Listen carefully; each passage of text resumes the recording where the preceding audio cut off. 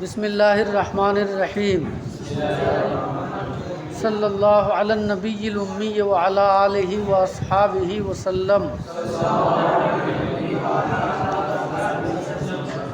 سبب نظم کتاب، کتاب کو منظوم کرنے کی وجہ، یعنی کتاب بوستاں کو وجود میں لانے کا کیا سبب بنا، اس کو منظوم کرنے کا اور اس کو لکھنے کا کیا سبب بنا، اس سبب کو ان اشعار میں شیخ سعدی بیان کر رہے ہیں۔ سبب تالیف کتاب کو شیخ سعدی ان اشعار سے بیان کر رہے ہیں۔ در اقصائے عالم بگشتم بسے، بسر بردم ایام باہر کسے۔ دنیا کے اطراف میں میں بہت گھوما پھرا، ہر طرح کے انسان کے ساتھ میں نے زندگی گزاری۔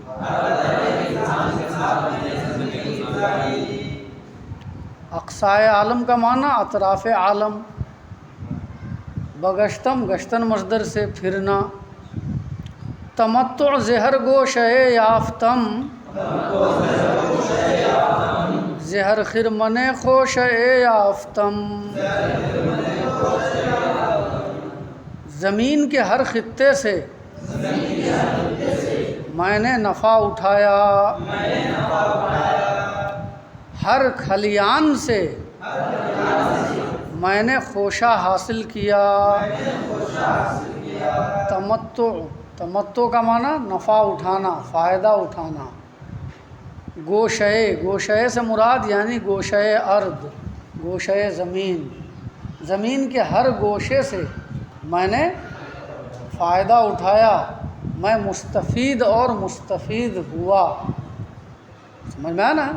چونکہ شیخ سعدی سیاح تھے، ہے نا، زمین کے اکثر حصے کی انہوں نے سیاحت کی تھی، تو کہہ رہے ہیں کہ زمین کے ہر گوشے سے میں نے فائدہ اٹھایا۔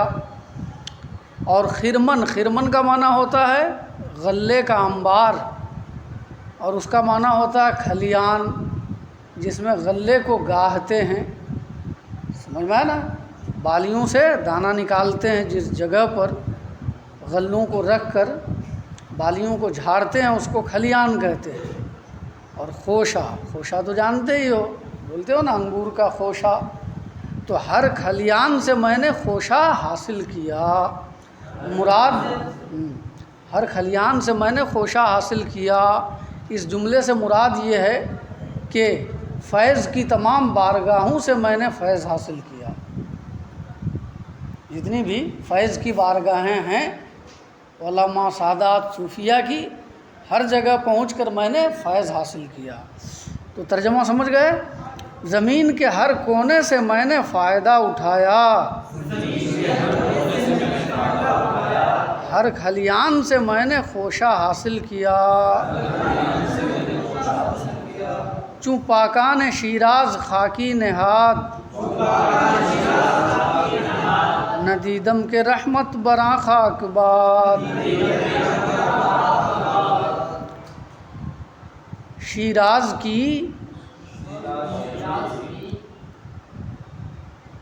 شیراز کے پاک سرشت لوگوں کی طرح،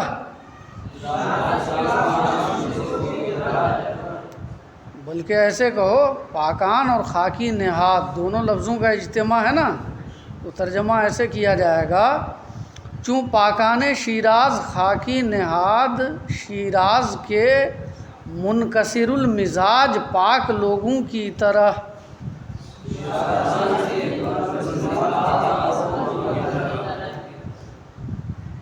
شیراز کے، ہے نا، شیراز کے منکسر المزاج پاک لوگوں کی طرح۔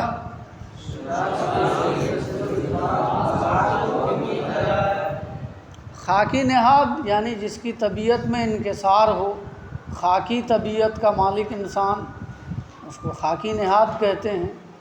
خاکی طبیعت کا مالک انسان یعنی عاجزی اور انکساری کرنے والا آدمی جو ہوتا ہے اس کو خاکی نہاد کہتے ہیں۔ خاکی سرشت، خاک طبیعت، سمجھ میں آیا نا؟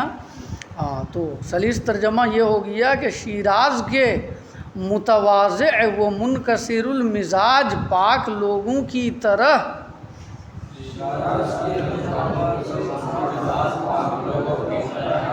میں نے کسی کو نہیں دیکھا۔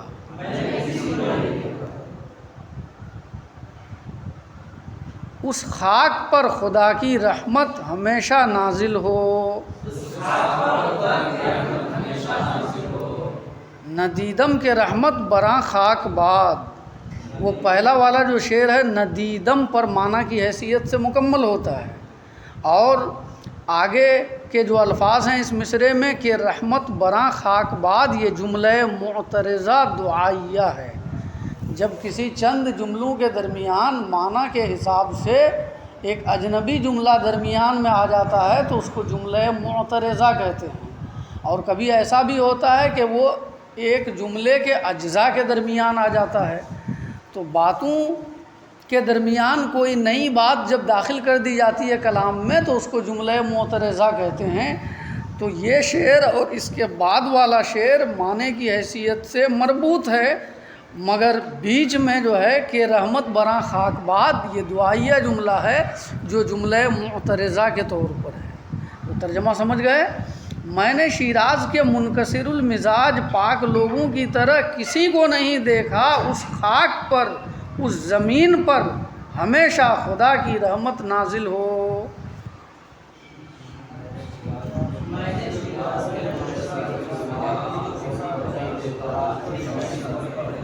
طولائے مردان ہی پاک بوم،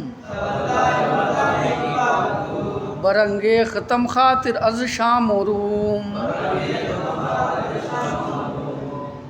اس پاک زمین کے لوگوں کی دوستی نے میرا دل شام اور روم سے اچاٹ کر دیا۔ تولا اصل میں تولی ہے، جیسے تمنا بتایا تھا نا، اصل میں کیا ہے؟ تمنی ہے، مگر فارسی میں تمنی کو تمنا بولتے ہیں، اسی طریقے سے تولی کو تولا بولتے ہیں۔ تولا اور تولی اس کا معنی کیا ہے؟ دوستی، اس کا معنی دوستی۔ پاک بوم کا معنی پاک زمین، پاک سرزمین ہے نا۔ اور دوسرے مصرعے میں کیا ہے؟ برانگیختم خاطر، برانگیختم خاطر، انگیختن مصدر، برانگیختن مصدر سے ہے برانگیختم، اور خاطر کا معنی دل۔ کل ملا کر ترجمہ اس شعر کا یہ ہو گیا کہ اس پاک سرزمین کے باشندوں کی دوستی نے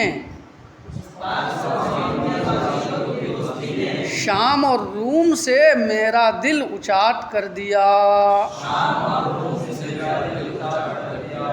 سبب نظم کتاب، سبب تالیف کتاب کو بیان کر رہے ہیں۔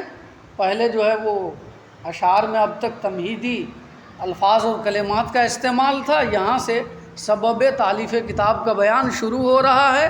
جو کچھ انہوں نے اشعار کے ذریعے سے بیان کیا ہے اس کا خلاصہ یہ ہے، حضرت شیخ سعدی فرماتے ہیں کہ جب روم شام ہے نا کی سیر و سیاحت سے میری طبیعت بھر گئی اور اپنے وطن کی یاد آئی، وہ وطن سمجھ میں آیا نا کہ جس کے باشندوں کا کیا پوچھنا اور جس کی سرزمین کا کیا پوچھنا، جہاں کے لوگ خاکی طبیعت ہیں، بااخلاق ہیں، سمجھ میں آیا نا، اور جو سرزمین اہل علم کی سرزمین ہے، جب اپنے اس وطن کی طرف میں نے روانہ ہونے کا قصد کیا تو میرے دل میں یہ بات آئی، وطن کی محبت کی وجہ سے جب میں نے وطن دوبارہ واپس ہونے کا ارادہ کیا تو میرے دل میں یہ بات آئی کہ لوگ تو مصر اور شام سے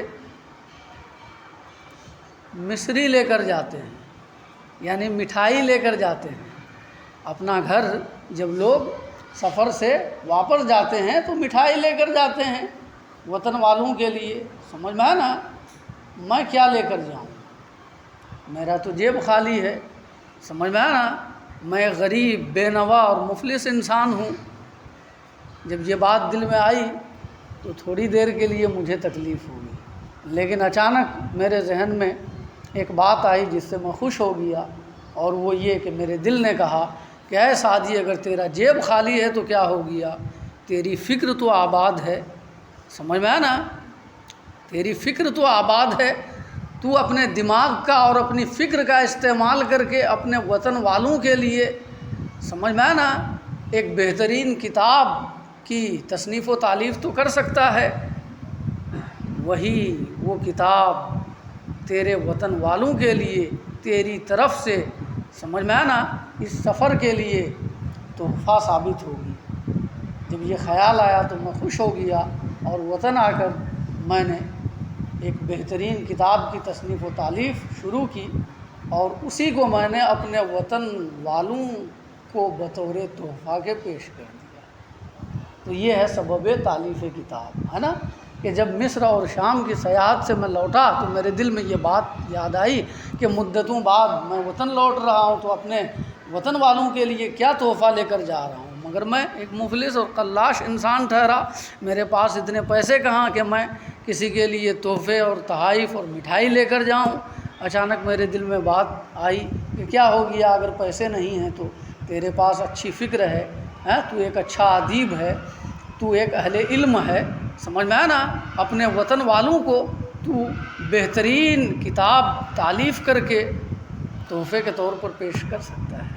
لہٰذا وطن آ کر میں نے ایک خوبصورت کتاب کی تالیف کا ارادہ کیا، اور پھر یہ کتاب معرض وجود میں آئی، جسے میں نے 10 ابواب پر مرتب کیا، سمجھ میں آیا نا۔ اسی زمانے میں انہوں نے گلستاں بھی لکھی ہے اور بوستاں بھی لکھی ہے۔ درے غام دم زاں ہماں بوستاں، تہی دست رفتن سوے دوستاں،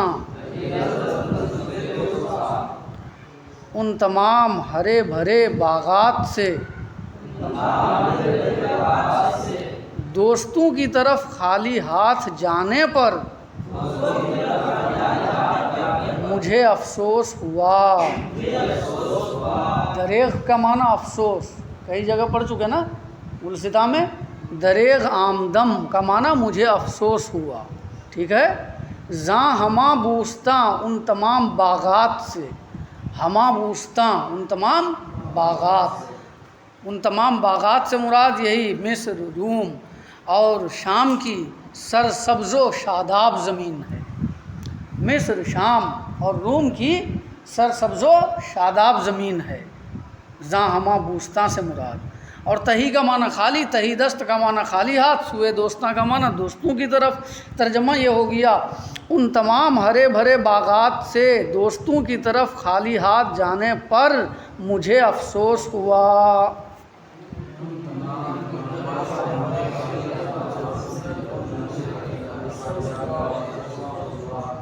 بدل گفتم از مصر قند آورند، برے دوستاں ارمغانے برند۔ میں نے دل میں کہا، لوگ مصر سے مصری لے جاتے ہیں، دوستوں کے پاس کوئی تحفہ لے جاتے ہیں۔ قند ایک میٹھی چیز ہے، سمجھ میں آیا نا، قند مصری بہت مشہور ہے، سمجھ میں آیا نا، اور شاید یہ وہی چیز ہے جسے ہم لوگ اپنی زبان میں مصری کہتے ہیں۔ مصری ایک تو چینی ہے ہی میٹھی چیز، ایک مصری بھی ہوتی ہے نا، وہی ہے قند۔ میں نے دل میں کہا کہ لوگ مصر سے مصری لے کر جاتے ہیں،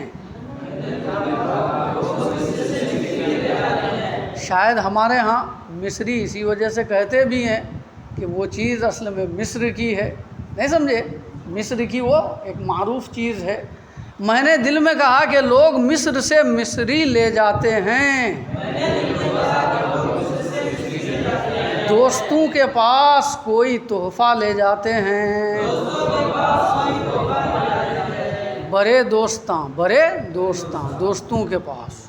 ارمغان، ارمغان کا معنی تحفہ، ارمغانے کوئی تحفہ۔ سمجھ گئے یہاں تک؟ ٹائم بتائیے آپ. ٹھیک ہے، یہاں سے آگے میں کل ترجمہ آپ کو بتاؤں گا. مفہوم تو بتا ہی دیا کہ تالیف کتاب کی وجہ کیا ہے. صلی اللہ علی النبی الامی وعلی آلہ وصحبہ وسلم.